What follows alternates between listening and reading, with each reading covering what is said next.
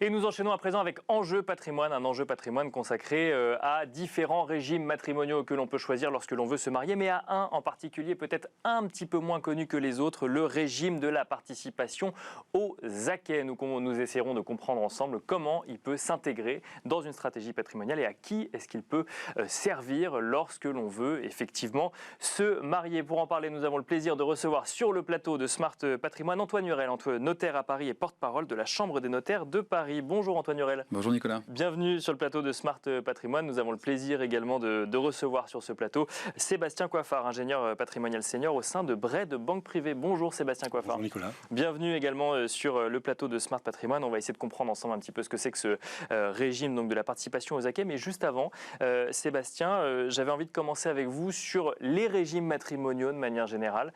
On a coutume de penser que on prend un engagement à un instant T et puis en fait ça va surtout décider de ce qui va se passer le jour où on divorce, mais que quel que soit le régime matrimonial choisi, globalement ça n'aura pas énormément d'incidence sur la façon dont on va vivre sa vie de couple jusqu'au divorce, si jamais divorce il doit y avoir. Est-ce que c'est une vision erronée du mariage et notamment des différents choix matrimoniaux quand on regarde ça d'un point de vue de situation patrimoniale? Non, c'est totalement la réalité. On se rend compte en fait que les couples qui sont mariés ou qui vivent en concubinage ou en pax, généralement sont soumis à des régimes d'organisation de la régime patrimonial, mais fonctionnent en contradiction avec les règles que la loi leur impose. D'accord. Par exemple, en séparation des biens, on le voit très fréquemment, des couples qui fonctionnent comme s'ils étaient en communauté. D'accord. Ils achètent tout en commun, enfin, il n'y a pas de régime, il n'y a pas de patrimoine commun, en fait, ils achètent tout ensemble, ils financent ensemble.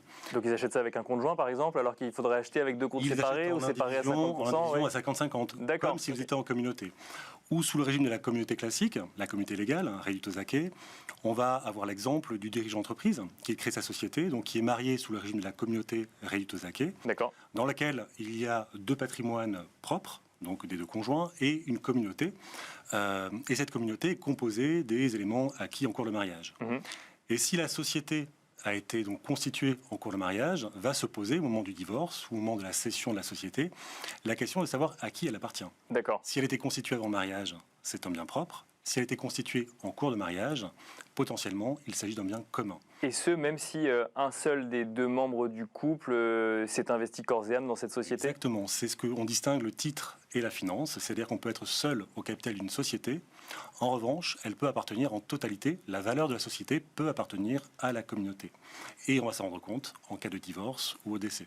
Antoine Hurel, donc du coup on va faire un focus sur ce régime de la participation aux acquets. Sébastien Coiffard nous a évoqué le sur-régime de la communauté des biens, de la communauté réduite aux acquets, de la séparation de biens. Effectivement, c'est peut-être les régimes les plus connus. Celui de la participation aux acquets est un peu moins connu.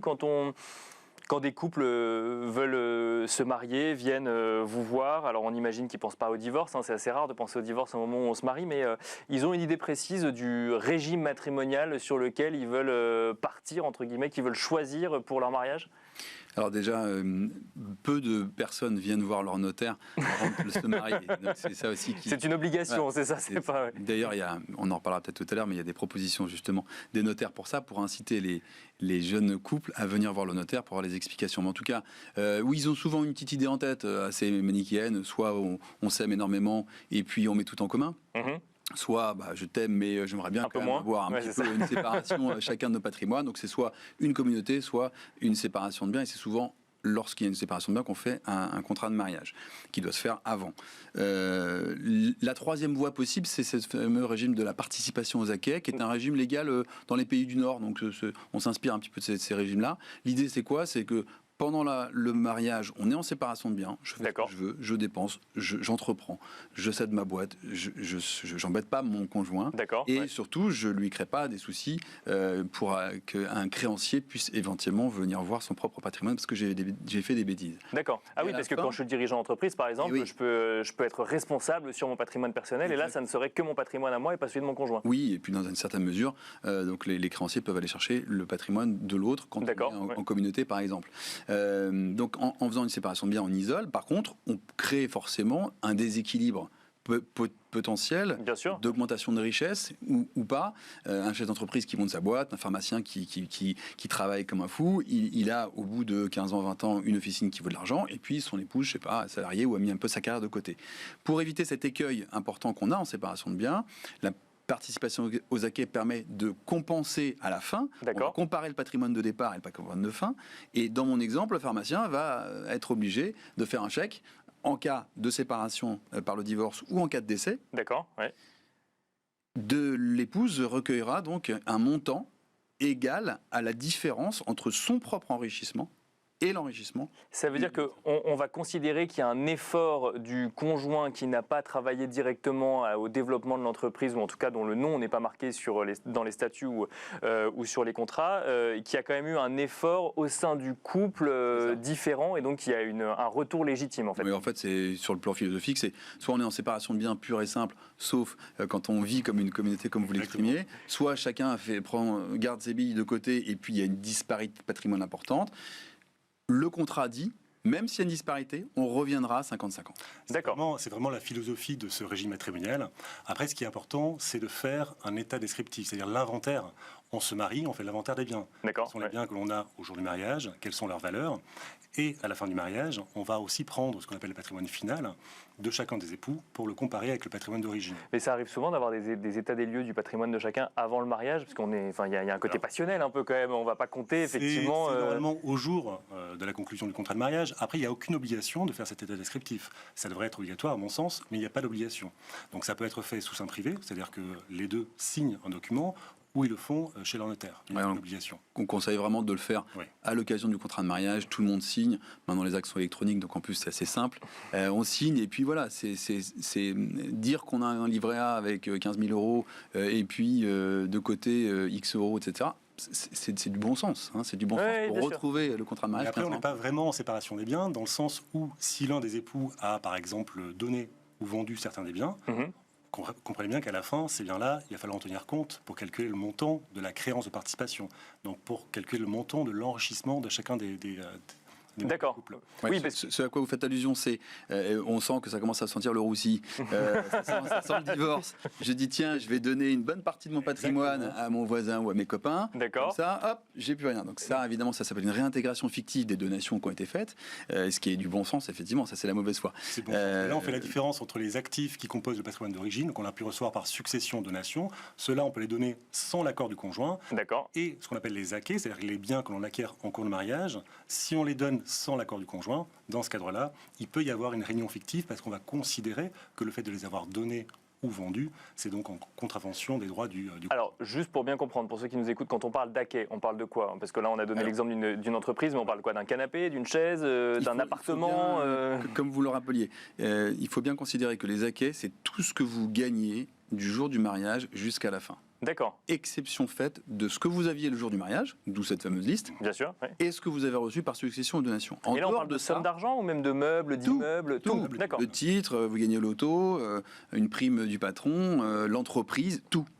Voilà. Ce sont les acquis. Donc demain, je gagne au loto parce que j'ai gratté un ticket payé avec mon argent à moi de mon salaire. Si jamais je suis en régime, si jamais je ne suis pas, d'ailleurs, si je suis en régime de la participation aux acquis, je divise par deux. Je le garde, c'est à moi. D'accord. Je suis en séparation de biens, mais à la fin, divorce. Si j'ai tout dépensé, je n'aurai pas à le partager. D'accord. Par contre, si j'ai tout mis de côté et que je ne l'ai pas dépensé, oui, je l'aurai à le partager. Il faudra mieux le dépenser. Sébastien Coiffard, je pense qu'effectivement ce régime est un petit peu plus clair. On ne va pas de toute façon le définir de manière globale dans les 15 minutes qui nous sont accordées. Vous voyez souvent dans les clients que vous accompagnez, je pense notamment aux dirigeants d'entreprise, parce que c'est là où il y a peut-être le plus de questionnements, en fait, une prise en compte du régime matrimonial en fonction de l'évolution de la situation patrimoniale du couple? Non, généralement, il reste figé sur le même régime matrimonial dès le départ. Donc là, il y a un vrai problème, parce que la loi peut changer. Et on l'a vu pour la participation aux acquis. La Cour de cassation est venue par 2 fois en 2019 et 2021 porter des coups assez durs au régime de la participation aux acquis. Donc il y a une nécessité de faire évoluer le régime matrimonial tout au long de la vie, en fonction des objectifs, en fonction de la loi aussi, qui peut changer. Mais alors ça, oui, Antoine Hurel, je voyais que vous vouliez réagir. Moi, je ne savais même pas qu'on pouvait changer de régime matrimonial au fur et à mesure de...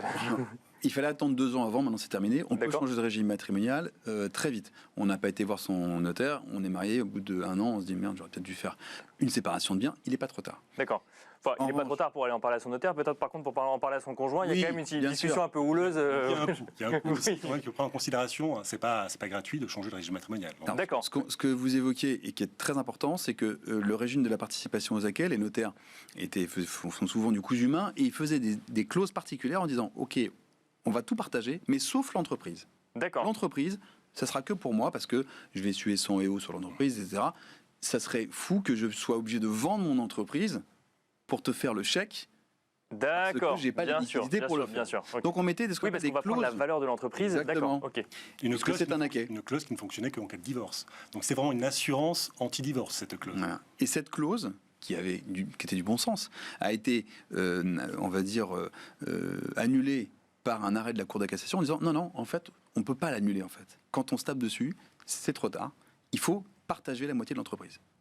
Sauf un accord, évidemment, mais là, on était dans un cas forcément où ça... Donc on ne peut pas faire du sur-mesure en sortant de l'entreprise. Donc on ne peut plus faire du sur-mesure, ce qui est une cause d'insécurité juridique et qui plaide pour une vraie réflexion sur le choix de ce régime matrimonial de participation aux acquets quand on est un chef d'entreprise, parce qu'il peut y avoir une remise en cause. D'accord. On peut encore faire du sur-mesure. En fait, on attend l'évolution de la loi. C'est-à-dire que là, la Cour de cassation, elle a dit que cette clause était un avantage matrimonial. Et donc, les avantages matrimoniaux, s'ils n'ont pas pris effet en cours de mariage, donc là, bien sûr, ont forcément effet à la dissolution du mariage, c'est au divorce, cet avantage matrimonial est révoqué de plein droit. Donc ça, c'est l'article 265 du Code civil qui pourrait être amené à changer, mais on a un vrai sujet pour les couples qui sont mariés sous ce régime et qui ont inséré cette clause dans leur régime matrimonial. Dont on ne sait pas quoi faire aujourd'hui. On ne sait pas quoi faire, on peut leur proposer de changer de régime matrimonial. Ne divorcez pas, quoi. C'est ça que c'est pas, ça c'est ce qu'on peut leur dire. Donc voilà, de temps en temps, la convention peut être remise en cause par ce qu'on appelle la jurisprudence. Bien sûr, les décisions de justice. Les décisions de justice. Jurisprudence. Et d'ailleurs, le congrès des notaires qui se réunit à Marseille bientôt, le thème c'est ingénierie notariale anticipée, conseillée, pacifiée pour une société harmonieuse.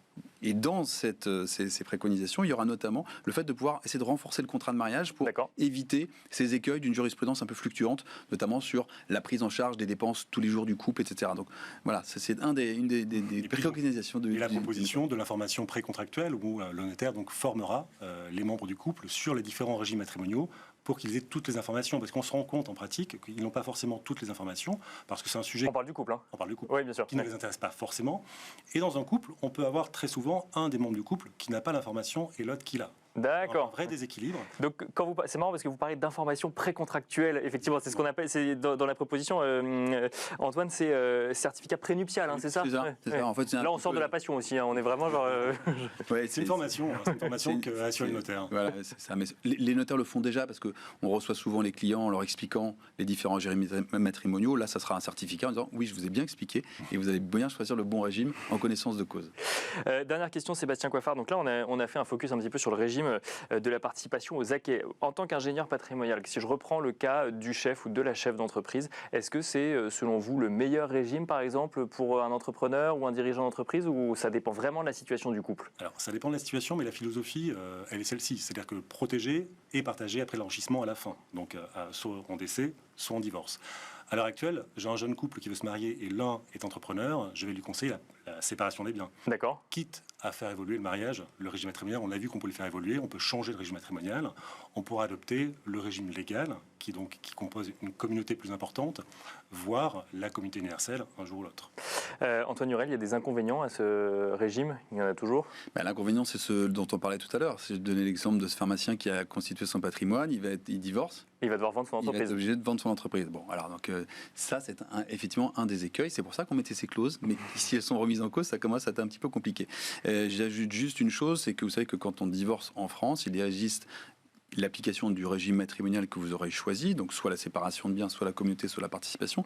Mais il y a un système qui s'appelle la prestation compensatoire qui va être là pour annihiler un peu les effets négatifs du divorce pour l'épouse notamment. Il est évident que si vous êtes en séparation de biens et que vous avez plein d'argent et que votre femme n'a rien, vous allez devoir une grosse prestation compensatoire. Si vous avez pris un régime de participation aux acquets et que vous devez de toute façon un chèque à votre épouse ou à votre époux, la prestation compensatoire en cas de divorce sera moins importante. Eh bien, on finira là-dessus. Merci beaucoup Antoine Hurel, notaire à Paris et porte-parole de la Chambre des notaires de Paris. Merci également Sébastien Coiffard, ingénieur patrimonial senior au sein de Bred Banque Privée. Merci à vous de nous avoir suivis. Et je vous donne rendez-vous demain à 13h sur Bismart pour un nouveau numéro de Smart Patrimoine.